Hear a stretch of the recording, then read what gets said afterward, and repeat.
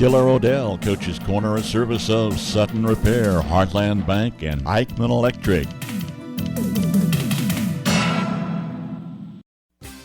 Sutton Repair and Odell can work on all makes and models of cars, trucks, or vans. With over 45 years of experience, their ASE certified technicians can get your vehicle running in top condition. All engine work, including transmissions.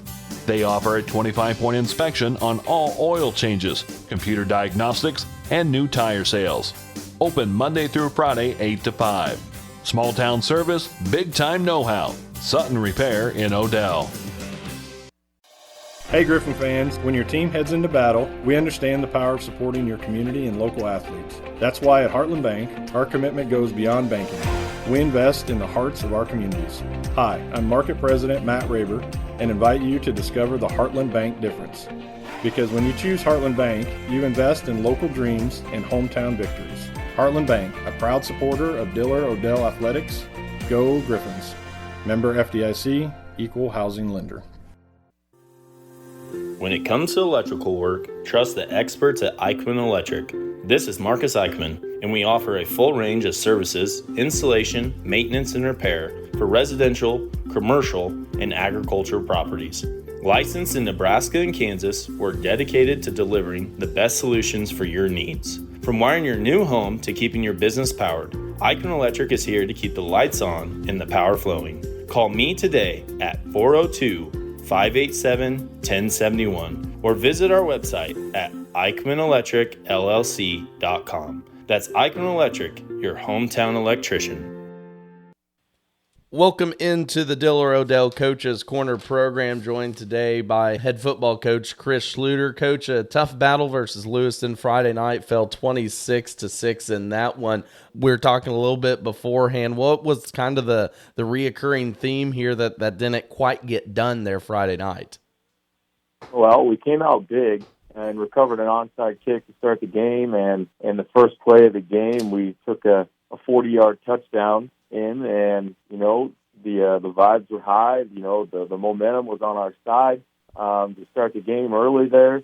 Then just kind of some of the shortfalls, the shortcomings we've had this year were getting teams into some longer downs in the third downs, and we had a penalty that gave them a new set of downs, and they had to fight, move the ball down the field, and we got them into a third and long and missed the tackle, and they went in for a touchdown and took the lead on us there, and kind of never surrendered it again. We've been just struggling a little bit to make some open field tackles and hold on to blocks in the open field a little bit. We had some really good runs that got called back by some penalties. So that's something that we really need to keep working on is not making those big mistakes in those big moments, because we had a lot of plays there to be made on both sides of the ball, and we're about a half step short of making those plays right now, which could be the big difference in a couple of football games that we've played this year. I'm kind of hearing a little theme in this one, but it's just playing a full game to the best of your capabilities. How much is that too part of the conversation on top of, I think like we talked about last week, just the fundamentals, the tackling, the holding on blocks, those sort of things? Yeah, it's huge.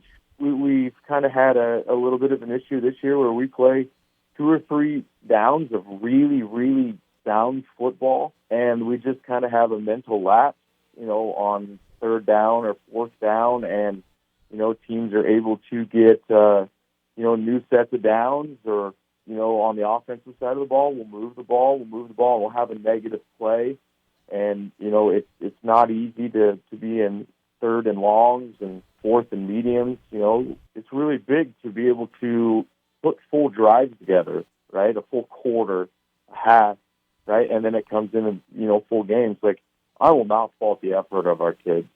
They come out and they're playing hard. They're just making, some of the mental mistakes and, some of the technique mistakes that are just not kind of getting us over that hump. The good thing is, our season, we're only 4 games in. We have 4 games on our schedule that I think are very winnable. So, and we got a good group of guys. So I'm hoping that, we can kind of find it somewhere inside and kind of get the train steered in the right direction here. And you're getting good at this, obviously, over the years, but leading me into that, yes, you're at the halfway point of the season now. Your bye week has passed you. Where's an area, and maybe it is the tackling, the blocking, but what's an area that you want this team to improve on here before the end of the season? And like you said, hopefully get on a roll with some teams that you can compete with and possibly beat. To be honest with you, what I want us to do is be able to take how we practice into the game. Because when we go through drills, we block well, we tackle our tails off. Right? When we go into team sessions and work on what we're scouting, the kids know exactly what's going on. They can yell the plays out. They communicate. They know how to change their blocking schemes up. But it seems like when we go over into the game, that mentality, that aggressiveness, that's where we have lost the game. We just have not carried over to how successful we have practiced into games. So we have got to be able to take all of that we use and work on and practice during the week and carry it over into the game and play with an aggressive mindset, a chip on our shoulder, right, and not be afraid of making mistakes and play fast. It seems like when we go into the games right now, we're still playing a little slow, and those where the mistakes are happening. So if there's something we have to improve on, it's got to be that. Well, I will call it a little silver lining. Talk with coaches all throughout the year, and they always do say just like that, it starts in practice. So hopefully that can get transitioned over for you guys versus Sterling. And let's go ahead and talk about them real quick. They come into this contest Friday night 1-3, just like you guys. Schematically, what will they throw at you that you're needing to prepare this week at practice and like you said, take care of business and come out with a win Friday night? Yeah, I've scouted them a little bit, off of, watching our film and whatnot and kind of trying to find out what we need to get better at. But they were a team that we played against last year that ran the ball pretty successfully against us. And I'm sure that, they know that, and the way that we played defense last year, that they'll kind of look back at their film and see. And, it's something that I've looked at and, schematically, I think we've corrected, hopefully.